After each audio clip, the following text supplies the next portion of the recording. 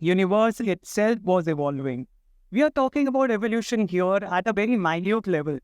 But imagine the entire universe evolving from a single point here at the time of Big Bang to the entity that we know today.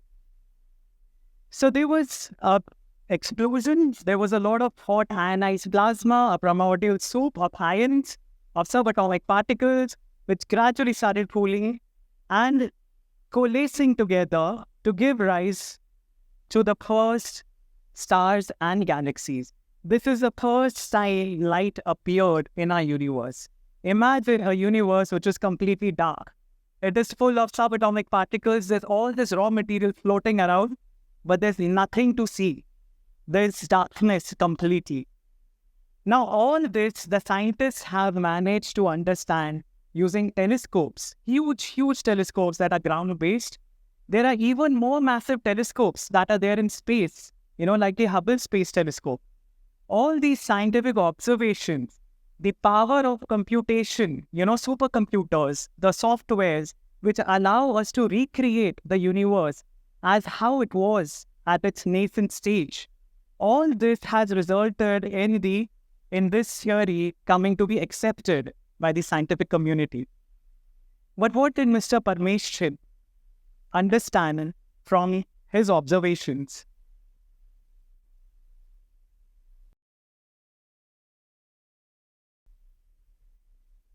His conclusions are not very different from what the modern scientists have said.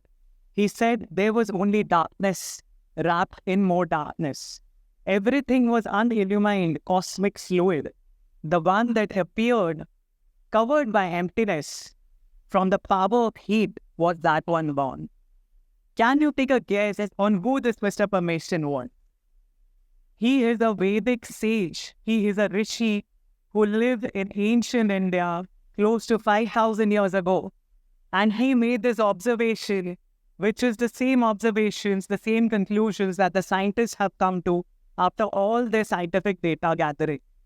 Imagine something like this, some scientific principle, some deep scientific principle like this lying undiscovered in the scriptures, just because we do not have an open mind, a mind open enough to understand what this person was trying to convey. This word comes from the Nasatya Sukta of Rigveda for those who are interested.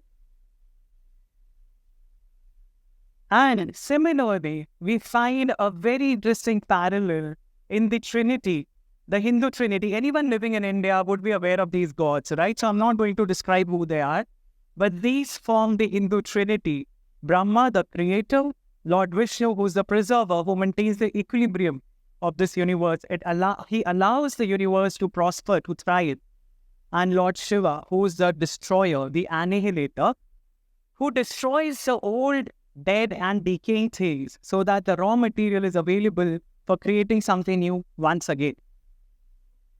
Going back to our model of the universe, of the birth of the universe, how do we fit these gods or these deities into this model?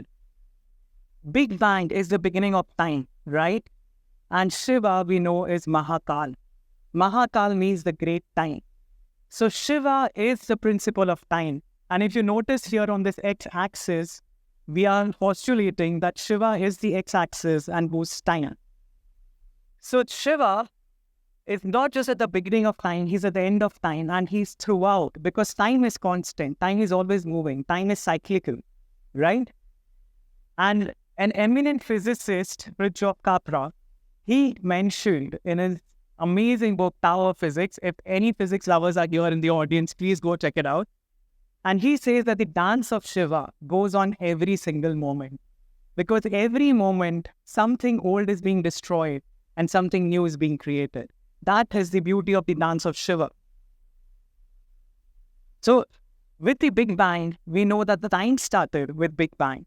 But space also came into existence with the Big Bang, right? There was nothing there. There was just a single point, a singularity.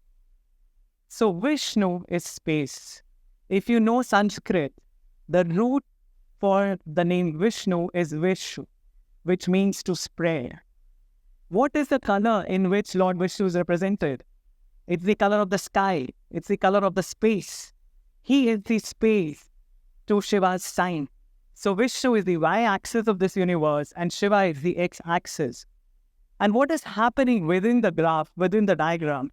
There's all this, hot ionized plasma swirling around, full of energy, full of radiation, full of subatomic particles, just waiting for something to happen. And what is this? This is the Shakti. This is the energy of the universe. This energy will give rise to matter in due course of time. But in the beginning, there's only these three components. There's time, there's space, and there's the energy swirling within that space. Even today, scientists believe that 68% of our universe is dark energy. It is energy that we cannot see, but there is energy. You know how much of the universe that we see, it constitutes just 5% of the entire universe.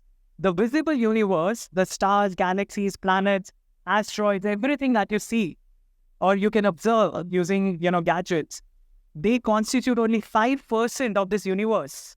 Almost 70% of this universe is dark energy. And about 27% is dark matter. And both of these are constantly at a tug of war. Dark matter is trying to crunch the universe, and dark energy is trying to expand the universe. And who maintains this equilibrium? This is the job of Vishnu, to make sure that the world, the universe, keeps sustaining, keeps thriving, and stays in a balance. So Brahma is the one who turns this energy into matter. And the famous equation of Einstein, E is equal to mc squared, comes into play here. What could this be? Some of you might be able to guess, but I don't know whether the picture quality is that great. But, interestingly, the Big Bang theory, which is the most accepted theory of in the modern scientific world of the understanding of our universe, greatest scientific minds like that of Stephen Hawking, they believe that a Big Bang giving rise to one single universe is a remote probability. So a higher probability is that if a Big Bang actually happened, it would have given rise to multiple universes, a multiverse. This is a modern scientific concept that people are still trying to come to terms with. Scientists are still trying to understand whether it's possible, how can we prove it? And it is surprising that you find the same concept replicated in some of the scriptures where you see Lord Vishnu. This is a form of Lord Vishnu called Mahavishnu. And I'm not sure if you can appreciate in this image, but every time he exhales, there are numerous universes that pop out of his pores. There are billions of universes that come out of his pores. And every time he inhales, they are absorbed back into his body. Imagine a scientific concept, which is very difficult to understand even today by scientists, that being projected so beautifully. The entire life of the universe is one single breath of Mahavishnu. Such a beautiful, such a grand concept, which is there in our scriptures much before modern scientific instruments were available to understand any of these. There were no mathematical tools that they could have used to calculate the probabilities, right? But this is what is mentioned in the Bhagavad Puran, in the Devi Bhagavad Puran, in the Sattva Tantra. There are multiple universes. Shiv Puran, it also mentions there are multiple universes, each with its own Vishnu, with its own Shiva, with its own Brahma. What does it mean? That each universe has its own time, it has its own space, and it has its own proportion of energy and matter. So, of course, all this is a little, grand and a little lofty, for us to understand, a little heavy. So, any Marvel fans in the house? Make a noise. Yes. So I'm not sure how many saw this movie, Spider-Verse movie. How many saw the Doctor Strange movie, Multiverse of Madness? What are they showing? They are showing multiple universes that are communicating with each other. Any DC fans? Flash. Every single episode of Flash, every single season of Flash has had multiple universes connecting. different flashes coming together to do something stupendous. Can you believe it? Our scriptures have a similar story of a metaverse.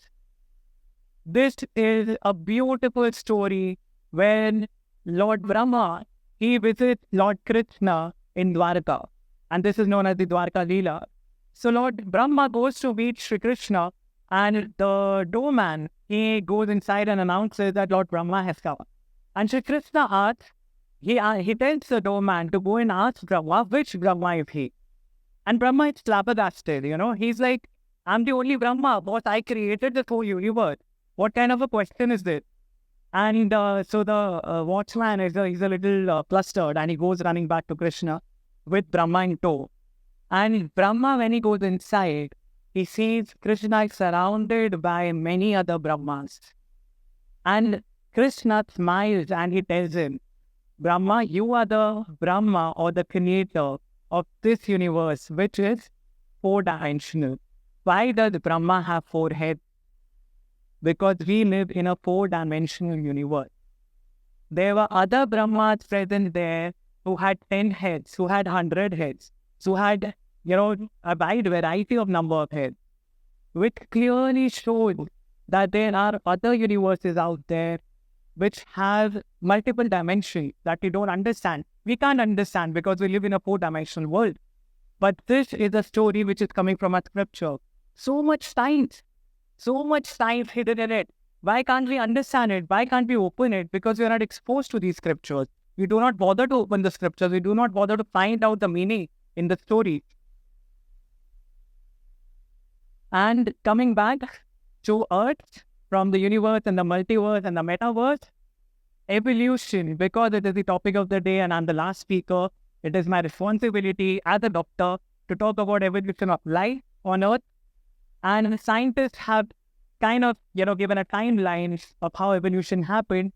Broadly, what we understand today is that life emerged in seas, in the ocean, in the water. And from there, it started crawling onto the land. We got the first amphibians, we got the reptiles, we got the birds, and then we got mammals, leading to the final step in the evolutionary ladder, which is us, human beings, right? Again, this beautiful concept is very nicely given in the list of the incarnations of Lord Vishnu. If you have heard about Dashavta, the 10 major incarnations of Lord Vishnu, this is how they proceed. We start with Matsya, which is the aquatic form, the fish form that Lord Vishnu took. The second form is of a turtle. It's a kurma, which is an amphibian, which is moving from water to land. It can straddle both the world. It has not left water completely, but is gradually tiptoeing, on land and testing the waters, so to say. The next incarnation is a Varaha, a bird, which is a completely terrestrial animal, right? It does not go back to water. It is firmly established on land. And then we have Narsimha, where a beast is moving towards humanity. It's a half man, half lion. And we see a gradual progression towards humanity. The next avatar is of Vaman, who's a dwarf. It's a pygmy. It's the early man, which emerged in Africa, the dwarf pygmy. And thereafter, we have the jungle dwelling or the forest dwelling man, which is Lord Parshuram. Why am I calling him a forest dwelling man? Because of his rishi. He lived in a forest. And this depicts the early man. Why? Because he was using crude tools like axe, bow and arrow, right? And in fact, Parshuram and his father Jamdagni are credited with also the discoveries of umbrella, of sandal. So clearly these are very, initial phases of scientific exploration and discovery. And then we come to Sri Ram, who is the Maryada Purushottam. He has a whole society established. There's civilization, and there is fixed rules and regulations for the society to function. And thereafter, we come to Sri Krishna, who's God himself. He's Swayam Bhagwan. He's called the Sampurna Avatar, where humanity is moving towards godhood. So this, in short, is the evolution, the principle of evolution. Besides this, Hindu scriptures talk about 84 lakh species. that you have to go through. The soul has to go through 84 lakh births, 84 lakh different species form to reach the level of humanity. We have reached this level after millions of years of evolution. So let us not waste this opportunity. And today's Parshuram Jayanti, so I've highlighted it once again here. Before we forget, I wrap up this talk today with the final verses of the same Mr. Parmeshan that we encountered in the first slide. What was his conclusion after all the deliberation, after the meditation, Manan Chintan that he did? He says, still, who knows? And who can say for sure from where it all came and how creation began? The gods themselves are after the creation. So who knows truly how it was born? He, the first in this creation, did he fashion it or did he not? The Creator who surveys all from the highest heaven, maybe he knows or maybe even he does not. That is the beautiful spirit of scientific inquiry. Imagine this verse is coming from the oldest religious scripture of the world, the Rigveda. And this is the scientific inquiry that we should inculcate within ourselves as well. And I end this talk with this most beautiful thought again from the Rigveda, which says, Ano Bhadraha Kratvo Yantu Vishwataha. Let noble thought come to us from across the world. Thank you so much.